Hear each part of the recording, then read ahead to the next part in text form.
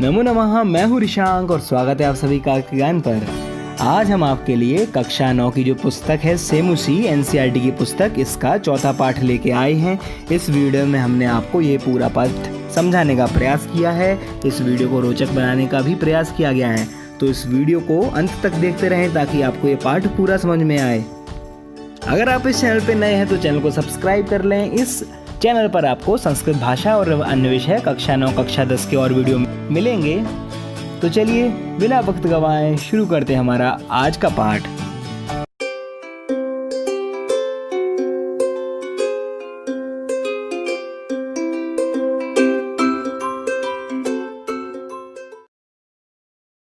तो सबसे पहले हम आपको इसका सारांश बताते हैं। कल्पतरु का अर्थ होता है कल्प वृक्ष, यानी कि एक पेड़ है जिसे पवित्र माना जाता है बहुत ज़्यादा। तो यह जो कहानी है वह ली गई है बेताल पच्चीसी नामक एक प्रसिद्ध कथा संग्रह से, जिसमें बहुत ही विभिन्न प्रकार की कहानियाँ लिखी हुई हैं। तो हर बार की तरह पहले मैं आपको इस कहानी के पात्र बताता हूँ। इस कहानी का मुख्य पात्र है जिमूतवाहन। जिमूतवाहन के पिता जिमूतकेशु। यह कहानी इन्हीं के आसपास घूमती है और कुछ अन्य मंत्रीगण हैं। और ये जो जिमूतकेतु है ये हिमालय की चोटियों पर कंचनपुर नामक नगर में राजा है। तो कहानी की शुरुआत ऐसे होती है कि जो जिमूतकेतु है वह अपने आंगन में लगे हुए एक कल्पतरु वृक्ष से एक पुत्र की आशा करते हैं। आराधना से प्रसन्न होकर कल्पतरु उन्हें एक पुत्र का प्राप्ति करवाता है। इस पुत्र का नाम होता है जिमूतवाहन। अब जिमूतवाहन बहुत ही यशस्वी, तेजस्वी, बुद्धिमान, हर प्रकार की आयुओं से भरा हुआ होता है। अपने मंत्रियों की सलाह से जिमूतकेतु जिमूतवाहन को राजा बना देते हैं। राजा बनने के बाद एक बार एक मंत्रीगण जिमूतवाहन से कहते हैं कि राजा, आपके घर में एक कल्पतरु लगा है, आपके घर के आंगन में, आप उससे अपने लिए कुछ भी मांग सकते हो, वह उसको पूर्ण करेगा। अपने मंत्री की ऐसी बात सुनकर जिमूतवाहन यह सोचने लगते हैं कि संसार में सबसे बड़ा जो धर्म है वह परोपकार है। अपने लिए तो हर कोई सब कुछ करता है, पर जो दूसरों के लिए करे वह परोपकार सबसे अच्छा धर्म होता है। इसी बात पर वे चर्चा अपने पिताश्री से करते हैं, जो कि आपको इस पाठ में बताई जाएगी। और उसके बाद जिमूतवाहन जो है कल्पतरु वृक्ष से इस समस्त संसार के, इस पूरी दुनिया के कष्ट हरने को कहते हैं और कहते हैं कि सबको दरिद्रता से, गरीबी से, इन सब चीज़ों से मुक्त करो और उनके लिए प्रसन्नता मांगते हैं। इस कहानी का जो आपको जीवन मूल्य सिखाया गया है वह है परोपकार का। तो चलिए अब हम इसका संस्कृत हिंदी अनुवाद जानते हैं और परीक्षा के लिए इस पाठ को तैयार करते हैं। तो चलिए शुरू करते हैं इसका संस्कृत हिंदी अनुवाद। नमो नमः। आज हम एमपी बोर्ड की कक्षा 9वीं की पुस्तक शेमुसी का चतुर्थः पाठः कल्पतरु पढ़ेंगे। इसके पहले हम प्रथमः पाठः, द्वितीय पाठः और तृतीय पाठः का अध्ययन कर चुके हैं। आज चतुर्थः पाठः कल्पतरु का अध्ययन करेंगे। तो सबसे पहले हम इस पाठ की प्रस्तावना को जानते हैं। पाठ का परिचय इस प्रकार से है।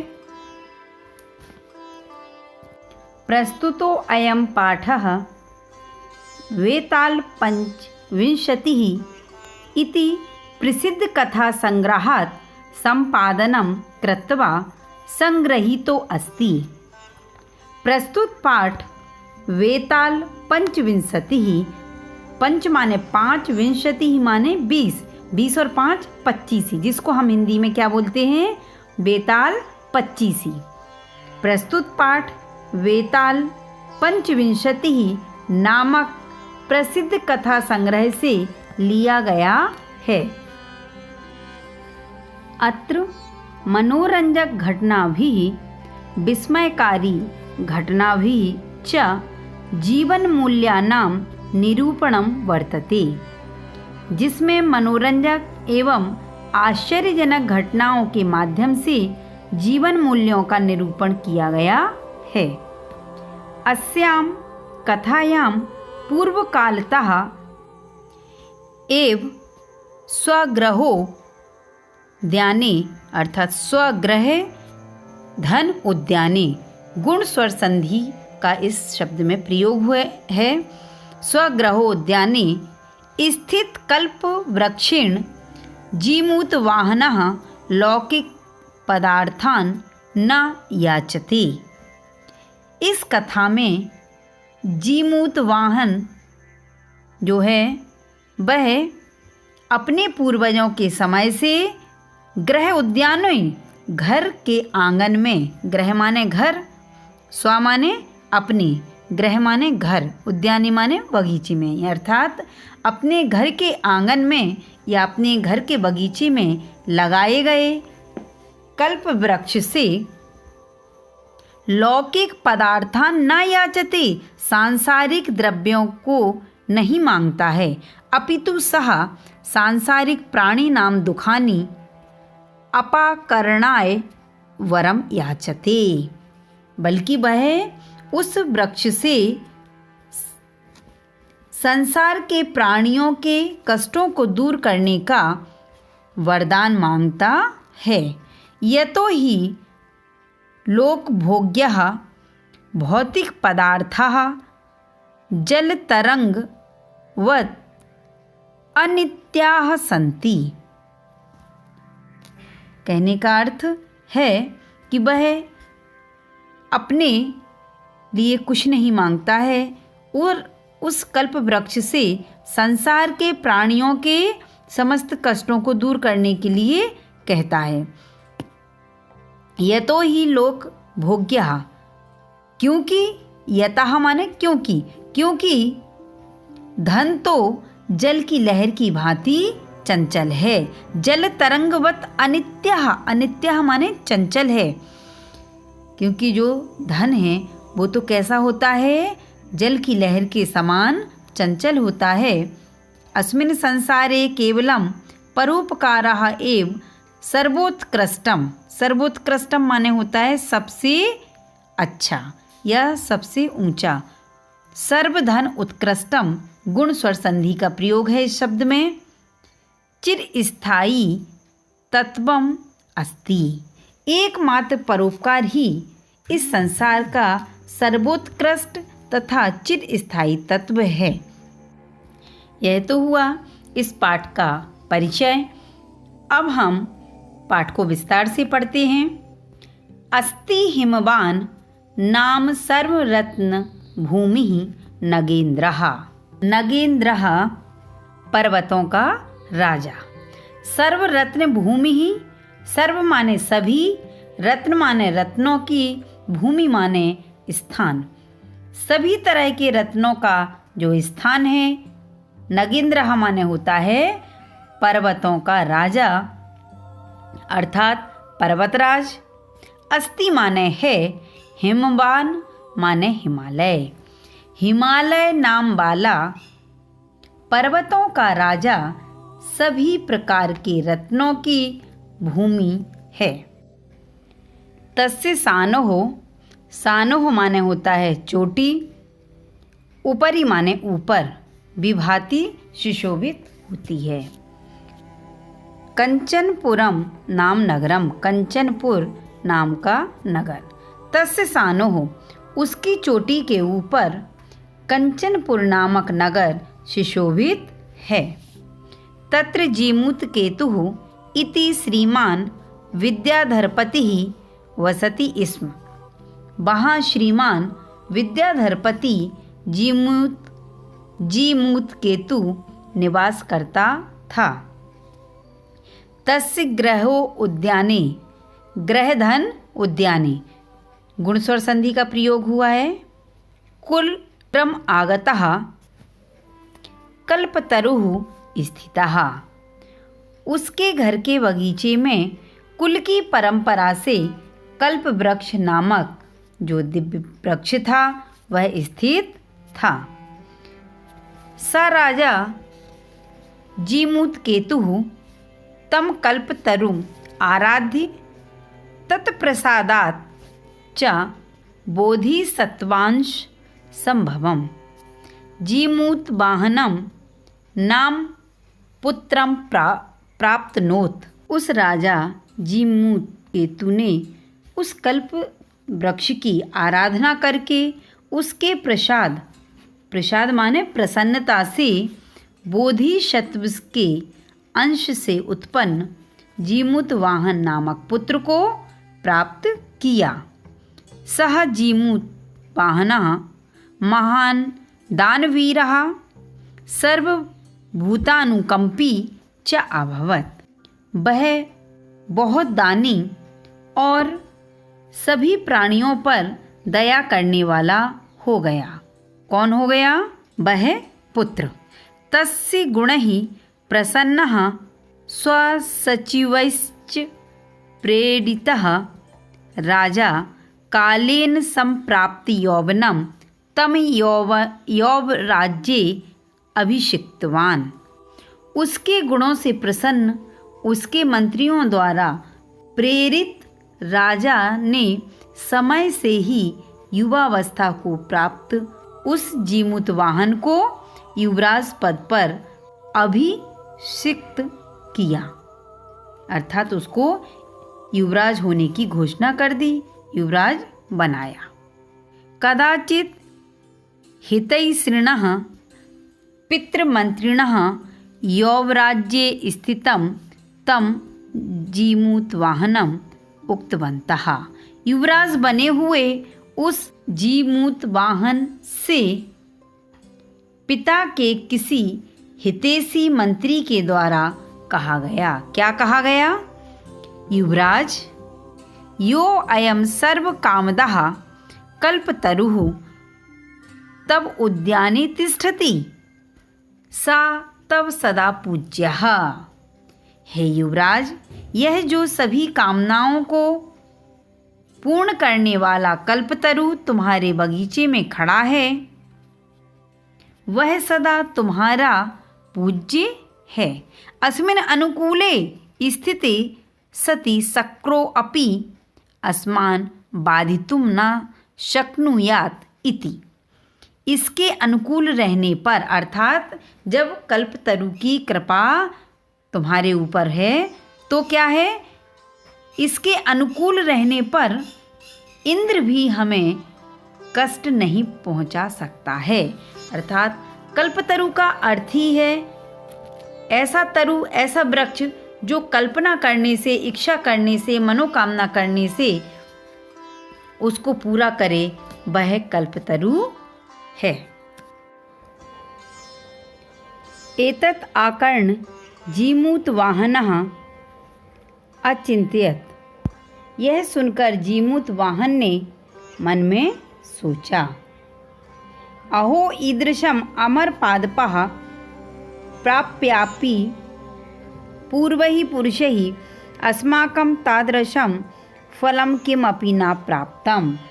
अरे आश्चर्य है, इस प्रकार के अमर वृक्ष को प्राप्त करके भी मेरे पूर्वजों द्वारा वैसा फल किसी को भी प्राप्त नहीं हुआ है। किंतु केवलम कश्चिदेव कृपणः कश्चिदपि अर्थः अर्थितः। किंतु केवल कुछ ही कंजूस द्वारा कुछ धन मांगा गया। अर्थः माने होता है धन। तद अहम अस्मात् कल्पतरोः अभीष्टं साधयामि इति। इससे तो मैं अपना अभीष्ट मनोरथ पूर्ण करूँगा। एवं आलोच्य सा पितुः अंतिकम आगच्छत। ऐसा सोच समझकर वह पिता के पास आया। आगत्य च, और आकर सुखासीनम पितरम, सुख से बैठे हुए पिता से एकांते न्यवेदयत, एकांत में निवेदन किया। तात तुम तू जानासी। पिताजी, आप तो जानते हो कि जो कुछ भी संसार सागर में शरीर सहित सब धन दौलत तरंग के समान चंचल अथवा नष्ट होने वाली होती है, एकः परोपकारः एव अस्मिन् संसारी अनश्वर अनश्वरः। एक परोपकार ही इस संसार में स्थायी अथवा अनश्वर या अमर है। योह माने जो माने कौन, किसकी बात हो रही है यहाँ पे? परोपकार की। योह माने जो युगांत पर्यंतम यशः प्रसूते, जो युगों युगों तक यश उत्पन्न करता है। तद अस्माभिः ईदृशः कल्पतरुः किमर्थम रक्ष्यते। यदि ऐसा है तो हमारे द्वारा ऐसे कल्प वृक्ष की किस लिए रक्षा की जाए। यश्च पूर्वैरयं मम इति आग्रहेण रक्षति। उन पूर्वजों के द्वारा तो यह आग्रह पूर्वक रक्षित हुआ है कि यह मेरा है, यह मेरा है। तेन इदानीं कुत्र गता, वे सब इस समय कहाँ गए। तेषां कस्या परोपकारैक फल सिद्धये त्वदाज्ञा इमं कल्पपादपम आराधयामि। इससे दूसरों की भलाई के कार्य सिद्ध करने के लिए आपकी आज्ञा से मैं इस कल्प वृक्ष की आराध्य माने आराधना करना चाहता हूँ। अथ पित्रा तथा इति अभ्युनुज्ञातः स जीमूतवाहनः कल्पतरुम् उपगम्य उवाच। इसके बाद पिता द्वारा ठीक है ऐसी आज्ञा प्राप्त किए हुए वह जीमूतवाहन कल्प वृक्ष के पास जाकर बोला, देव त्वया अस्मत् पूर्वेषाम् अभीष्टः कामः पूरितः, तन् ममेकं कामय पूरय। हे देव, तुम्हारे द्वारा मुझसे पहले सभी की अभीष्ट इच्छाओं अर्थात मनोकामनाओं को पूरा किया गया है। तन्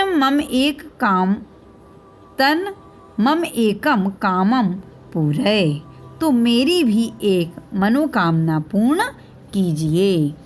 यथा पृथ्वीम अदरिद्राम पश्यामि तथा करोतु देव इति। जिस पृथ्वी को मैं दरिद्र देख रहा हूँ उसे आप संपन्न कर दीजिए। एवं वादिनी जीमूत वाहने त्यक्तः त्वया एषो अहम या तो अस्मि इति वाक् तस्मात् तरोः उद्भूत। इस प्रकार जीमूत के कहने पर कल्पवृक्ष से ऐसी वाणी उत्पन्न हुई कि यह मेरा है, मैं इसका हूँ, ऐसा कहना छोड़ दीजिए। क्षणेन च स कल्पतरुः दिव्यं समुत्पत्ति भुवि तथा वसूनि अवर्षत यथा न कोऽपि दुर्गत आसीत। तो क्षण भर में ही उस कल्प वृक्ष ने स्वर्ग से लेकर पृथ्वी तक धन की ऐसी वर्षा की कि पृथ्वी पर कोई भी दुखी, पीड़ित या निर्धन नहीं रहा। ततः तस्य जीमूतवाहनस्य सर्वजीवानुकंपया सर्वत्र यशः प्रथितम्। इसके बाद उस जीमूत वाहन की सभी जीवों पर अनुकंपा होने से उसका यश चारों तरफ फैल गया। धन्यवाद। तो आज का ये पाठ हम यहीं समाप्त करते हैं। आशा करते हैं आपको ये पाठ पसंद आया हो। अगर आपको ये वीडियो पसंद आया तो वीडियो को लाइक कर दें, अपने ज़्यादा से ज़्यादा दोस्तों के साथ इसको शेयर करें। आप इसे अपने कक्षा के ग्रुप में भी शेयर कर सकते हैं। और आप कौन से विषयों पर और वीडियो देखना चाहते हैं वो आप हमें कमेंट सेक्शन में लिख के बताएं। हम कोशिश करेंगे उन विषयों पर भी वीडियो बनाई जाएं। अगर आपने चैनल को अब तक सब्सक्राइब नहीं किया तो अब चैनल को सब्सक्राइब कर लीजिए और नोटिफिकेशन बेल को ऑन करिए ताकि आपको हमारे वीडियोस की नोटिफिकेशन सबसे पहले मिल सकें। तब तक के लिए चलते हैं, मिलते हैं अगले वीडियो में। नमो नमः।